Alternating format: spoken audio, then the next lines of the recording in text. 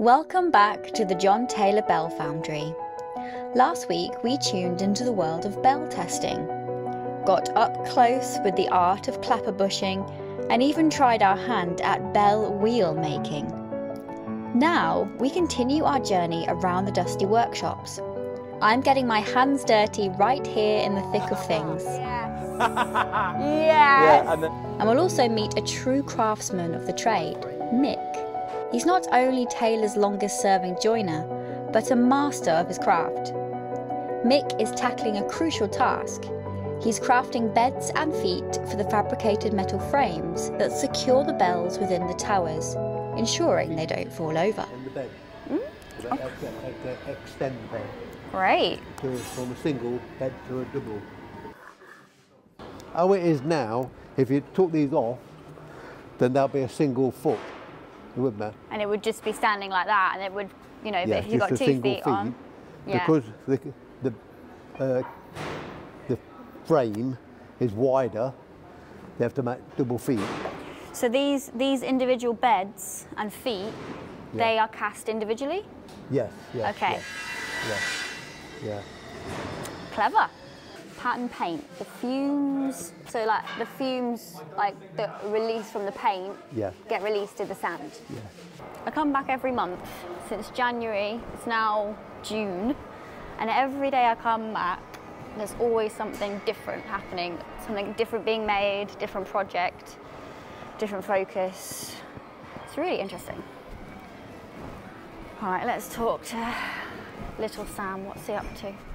These are clappers from the Canberra National Carillon. So these have come up for basically refurb. So what I'm doing at the moment, so I'm just checking through these, checking the condition of the bushes at the top, the pins effectively, what the crown staples are like, so we can determine sort of what we need to do with each one.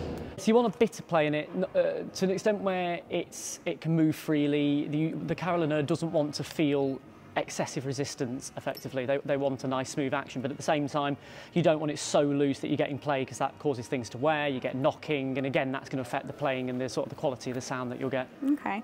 So effectively, yeah, if you're looking at that pin, that's definitely got too much play. So it has to go all the way through, so we'll go on to that bit. Oh, so if you see that, that's actually quite tight then, so that one probably doesn't need that much work. All right. So that one will be all right. If you look at... So what do we do? Where do we put it? Just well, that'll be all right. Yes, do you effectively. Put it in a pile I will. If I had a pen on me, I'd mark it now. But there we go. Mark it. We'll do it with a bit of chalk, so we know. Get a tick on it somewhere that it will be obvious that you've marked it. Tick. Oh fuck. Tick. Just something so we know. It's fine. Tick. So then I guess if you look at, I think that one there probably. If you check the top on that one, then you'll probably see that that's maybe a bit different. Oh yeah, that's quite wobbly, that one. So that's something we'll need. Yeah. Great. So yeah. I'll leave you to it. Yes. Bit of a grubby job. Yes, it is a bit. Yes, yeah. Okay, last person to see on the shop floor and foundry floor is Anthony. Sam is not here today, the apprentice, but Anthony's around.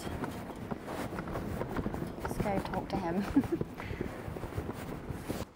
Should you be sitting there on your phone doing nothing? All right, so when you're not checking emails, what are you doing? That sounds so wrong.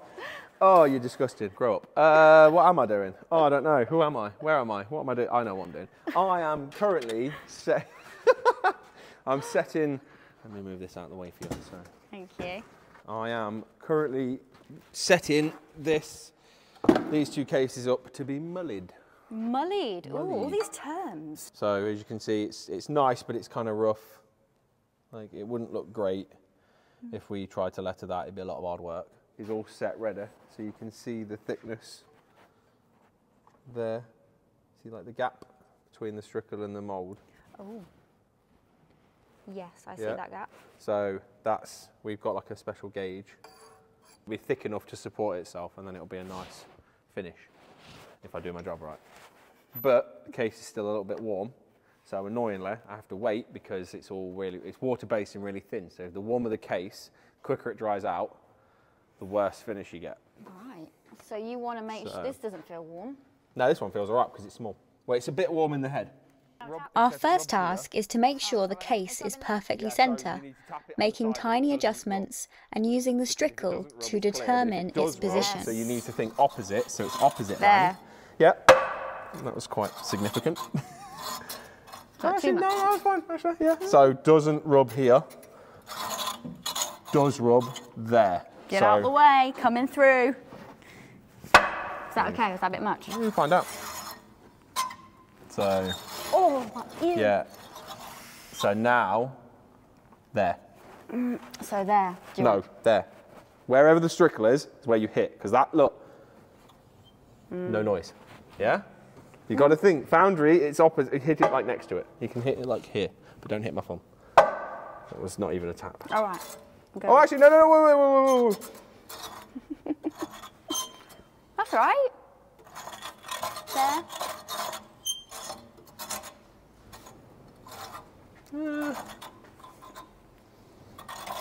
Is the Foundry foreman happy? No, give me the hammer. And watch me now instantly make it worse. Yep. There.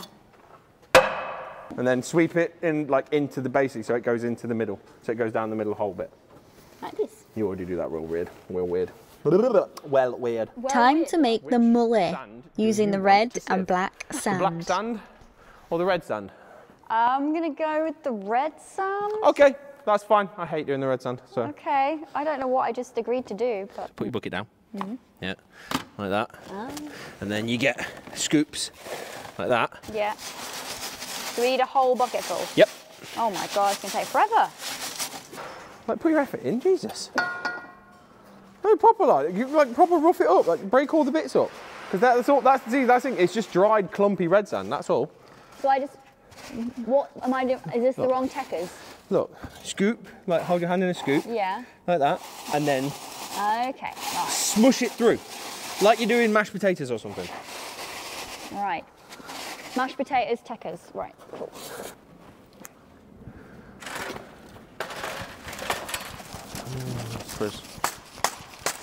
Oh, I can't believe I managed to burn this one. I'm so disgusted in myself. Lift with your knees, not with your back. Yeah, straight back. Yeah. Oh, what a squat. Currently counting down the minutes to lunchtime. Yeah, we are. That's the usual thing in the day. 100%. From literally 7:30, it's like, cool, in half hour, I've got 2.5 hours left. We are going to blend these together. Blend them? With some super secret herbs and spices. Much like KFC, the super secret herbs and spices are what makes it kick. Yeah, so nobody knows what the Colonel puts on his chicken, do No, they don't. And no one knows what Anthony puts in his mully mix. The time. You might have once upon a time been sick in the mully. Not in the mully, but in a mould. In a mould? Yeah. That is awesome. Why were you sick? Lunch. So now we add the red sand. Okay. Or we add some of the red sand, because when you add water to this, it will condense and like compress. Yeah, that makes sense. So, and I reckon now it's got to be lunchtime. Really? Do you want to see people eating their lunch? No, I didn't Should we know. leave the camera here? Yeah, no, you don't want to watch us. We're like animals. Yeah, gross. All right, someone's a bit keen. Jesus. Did you not hear the bell strike 1? It's like 1 minute past 1. Chill your boots. Transfer it straight into the bucket. Wow, like a ninja. Yeah.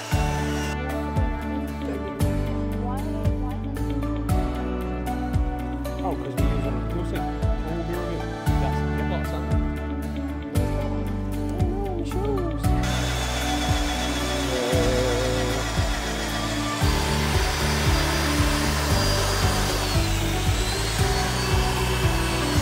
Any plasterers watch this, they're going to be horrified. Please. That's some good quality hits as well. All right. Yeah. Thank you for just making me work in the sun. Sorry. Honestly. And then I had to do this job. And the cold as well, because in the winter, you think in here, because of how much like iron and steel there is, that absorbs heat. Yeah. So if it's like 2 degrees outside, chances are it's 0 or -1 in here. So everything in here is really cold. Really cold. Including the water. The water. Oh, so the water that makes the loom is really cold. The water that, you know, you have to wash your hands sort of with to get so you don't clog up the sink is really cold. Everything is, and then because it's also cold, you have to wear lots of layers. So if you've got like your jumper on and you didn't roll your, and obviously you think, oh no, it's freezing cold, I don't want to roll my sleeves up. Yeah. And then you go and get that wet. Oh. That's wet for that's it, mate. Wet for the rest of the day. You're cold for, we're standing on steel plates, which absorb heat. So, you know, in the winter, we kind of look forward to when body parts kind of go a bit numb, because then you stop remembering that they're cold. Wow. So what I'm doing at the minute is called tinching. So I'm wetting the surface so that this will now key to the mully. What is the consistency? Oh, that's so good. Oh, that looks great. So what do we do? Put your hand in it. Yeah. Get your head in it. Come on, get a vibe for it. Oh, yes. Yes. Yeah, and then, so now. That's so satisfying. It is, isn't it? Aim, slap. Aim, slap. Yeah, and then it's just scoop a bit. So like I always go 3 fingers, scoop a bit, like that. Yeah. Slap. Scoop a bit, slap. Cool. Scoop a bit, slap. And try and aim for down here, like at the bottom. So everybody Why are we doing that? What? Why are we slapping? It removes all the air. But then in the summer, it's actually really nice because like you're like, oh, nice cool water. Yeah. Dirty, but nice and cool.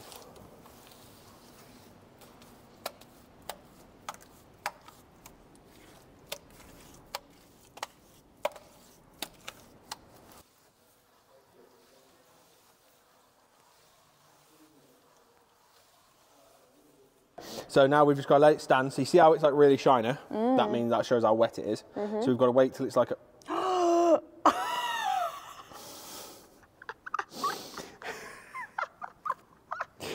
That was just too perfect. So I'll be able to rub that off. With a bit of sandpaper or something? Yeah, so when it's dry, that'll be a lump, which a lump is fine. It's when there's a hole. Dent, yeah. Yeah, when there's a dent, that's a problem. A lump is fine, I can just sand that off. Looks like there's a dent there. That's fine, that's off the bell. Okay. The bell finishes about here. Okay. So we'll crane them over, put them there, wheel them in, and this was on last night, so it's disgustingly warm for summer. I think that's enough water and sand for one day. Let's see what the lads are up to in the museum. This is Nathan. He's usually out on site installing the bells in the towers, but instead of making big bells fit into small spaces, today's problem involves finding where he put down his tools. No way of hanging. Really? Yeah. Why? Just because no one. Well, we had come to the decision that the bell hanger would decide how they would be hung once we got there. And that is your job, right? You are the bell hanger. Yes. One of many of my jobs is a bell hanger.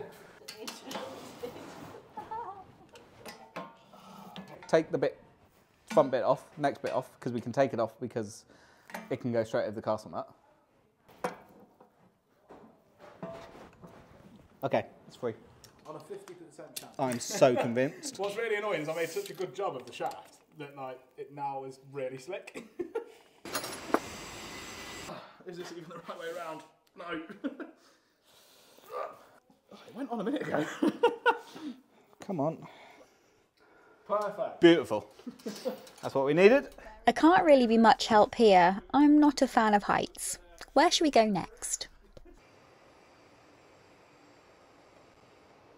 There's nothing going on in the bell tuning shop today, but to find out more about bell tuning, watch the video.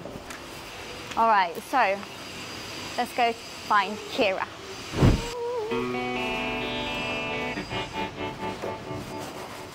Kira, there she is. Hello. Hello. Right. What are you up to? I'm going to be doing a bit of cleaning in the archive. Oh, actually. how nice. Yeah. So in this archive, it's basically papers relating to any job that the company has ever done, John Taylor & Co. In every box, there are different files, and with every file, there's every single piece of correspondence relating to one tower or one job. So I guess we can pull one out. Have a look.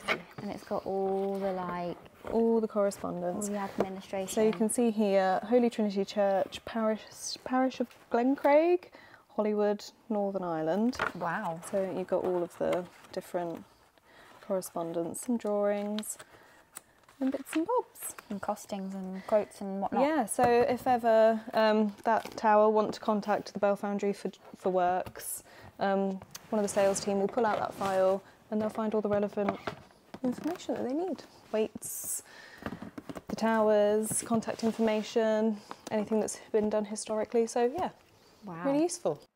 We're soon going to be taking in the Central Council of Bell Ringers Library.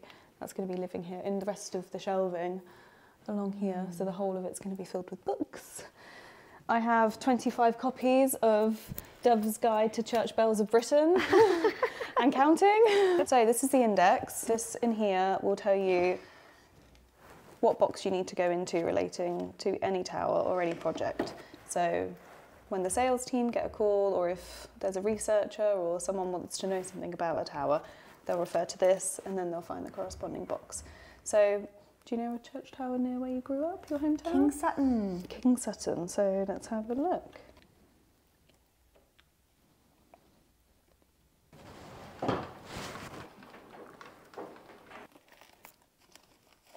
What are the chances that someone's got it out for work at the moment? That would be weird. Because 6432's there. Oh, that would be right at the front then, wouldn't it? It would be, yeah. Oh, wait, no, wait. Is that, no, or is that 7? That looks like a 7. Yeah. Oh well, that's anticlimactic. So anticlimactic. Probably the oldest book that we have. Oldest book in the building. Whoa. Tiny and chunky. And flaking. I don't even want to open that, I'll break it.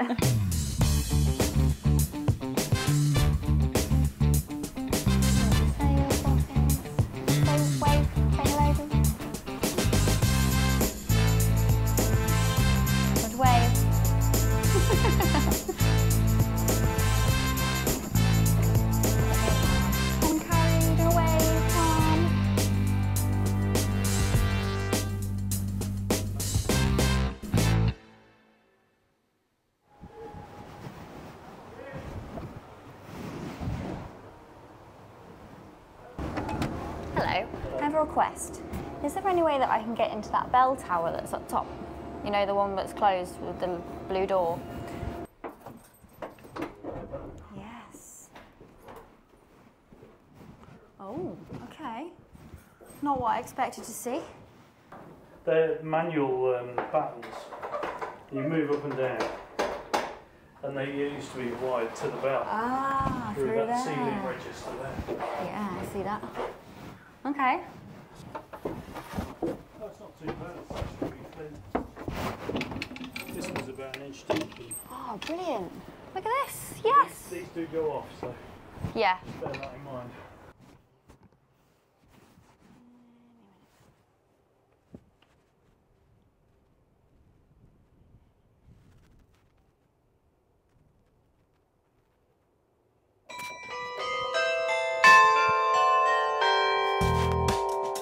On that note, it's time to say goodbye. Thanks for joining us for the day.